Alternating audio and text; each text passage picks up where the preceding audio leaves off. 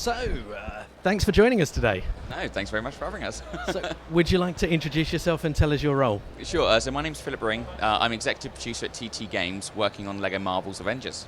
So, tell us a little bit about the game then.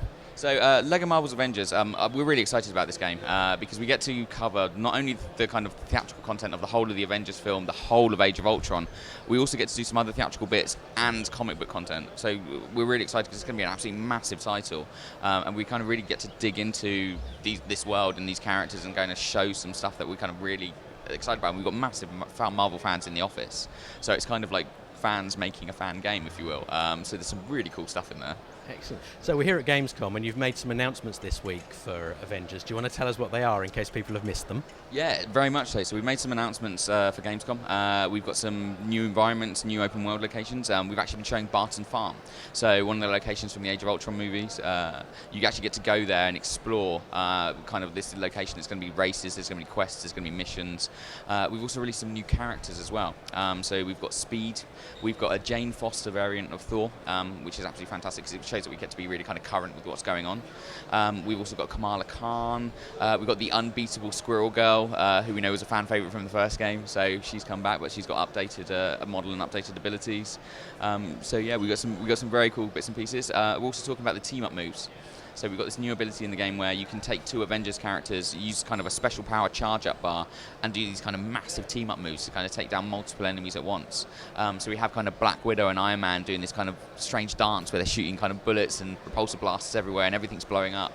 So these are kind of things that we wanted to do with this title. We wanted to kind of really push the content and do new things that people won't have expected and seen in a LEGO game before. So with those power-ups, so if I'm playing as Iron Man and Black Widow, is it the same move I get if I'm playing as Iron Man or playing as Black Widow, or is it different? No, very much. We wanted to make sure that there were different moves for all the characters. So as you charge your bar up, if you're Black Widow and you're controlling Black Widow, you run to Iron Man and trigger the team-up move, you'll do one version of that team-up move. If you switch the characters, so for example, if you're Iron Man and go to Black Widow, you actually do a different move. So we kind of have that depth in there so that all the Avengers kind of have these crisscrossing moves, and it applies for other characters as well. So if you're Hawkeye and Black Widow, Hawkeye grabs a giant bow and fires Black Widow up into the air. She comes raining down with bullets. If you're Iron Man and Hawkeye, Hawkeye will shoot a kind of a grapple arrow, which Iron Man grabs hold of and starts flying around in circles, and Hawkeye's kind of his anchor, wiping out multiple enemies. So we wanted loads of depth, loads of variation with these moves for the team-ups.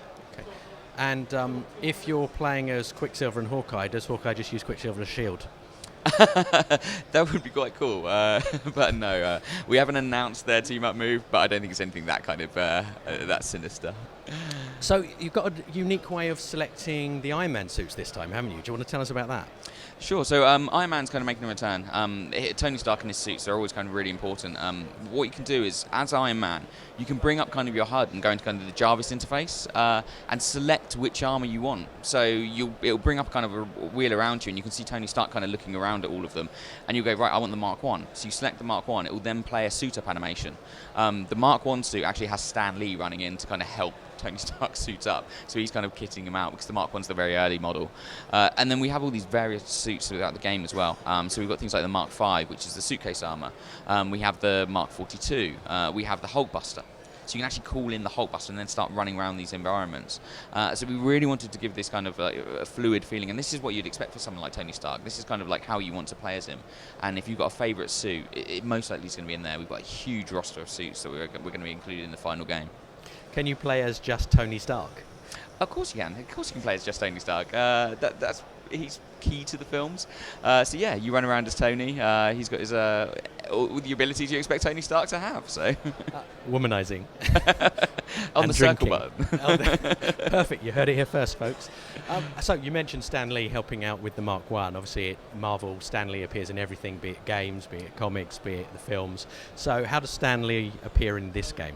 Sure. So it's really exciting for us because we actually get to include Stan Lee in a few various ways, actually.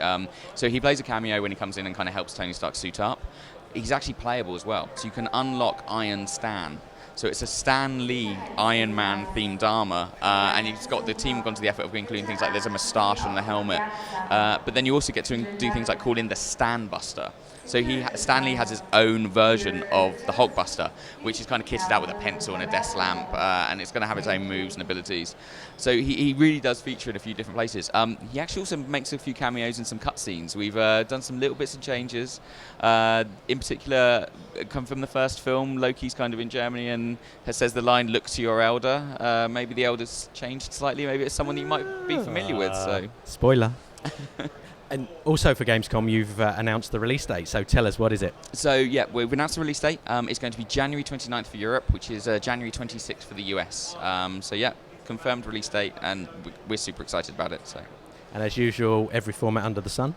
Yeah, very much so. So Xbox One, Xbox 360, PS3, PS4, Wii U, PC, 3DS, Vita. Yeah, we want to try and make it so anyone can play this game. And I'm assuming that the handheld versions will be slightly different as usual, so you can sort of complement the other console games with it.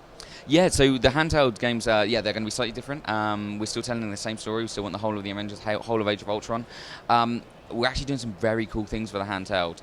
Some very exciting things in development.